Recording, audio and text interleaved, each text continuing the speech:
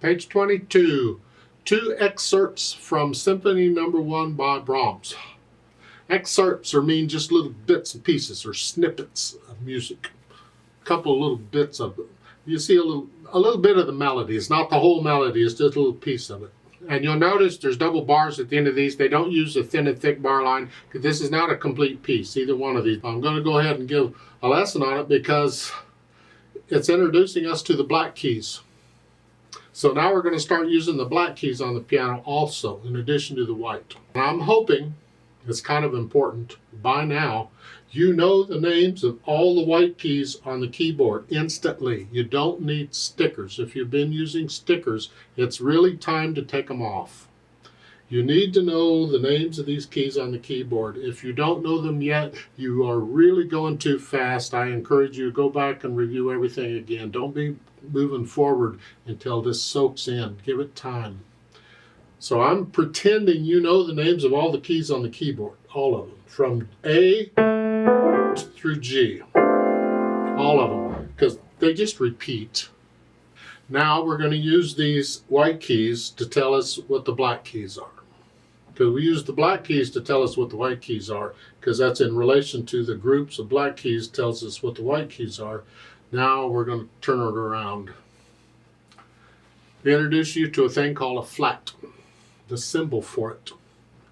They don't really give you a very good symbol for it.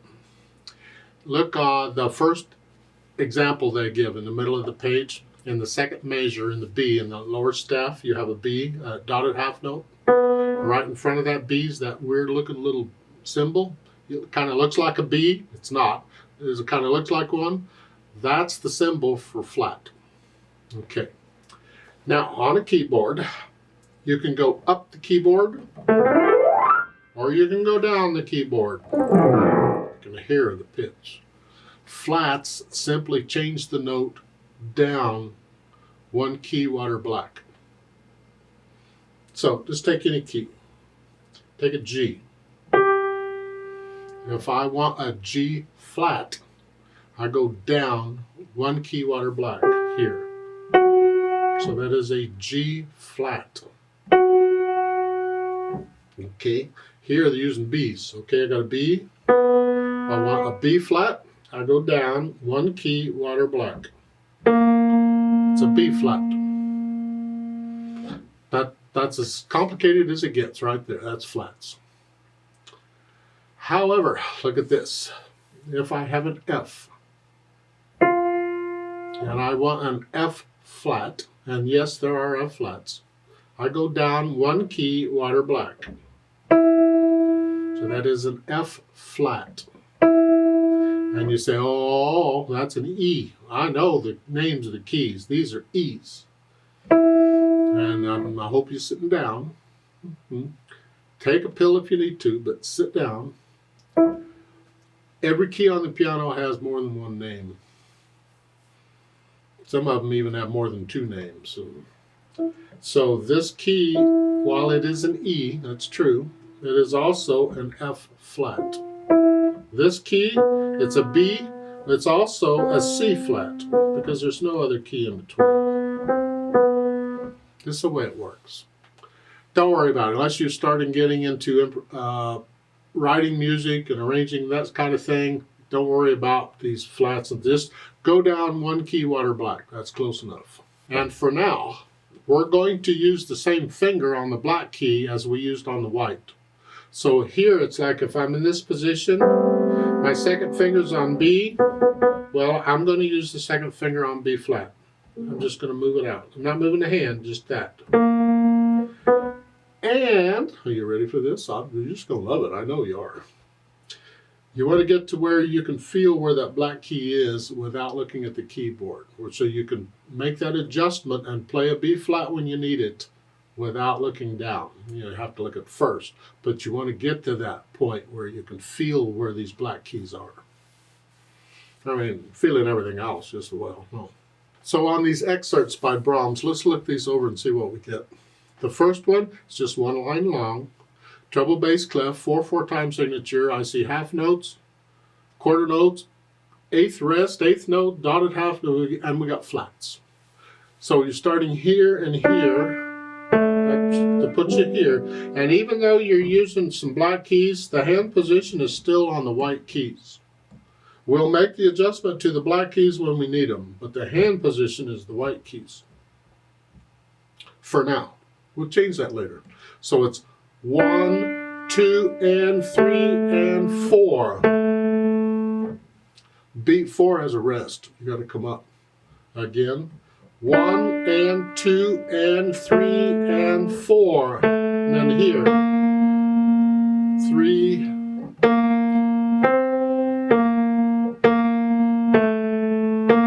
Now, the rule for flats.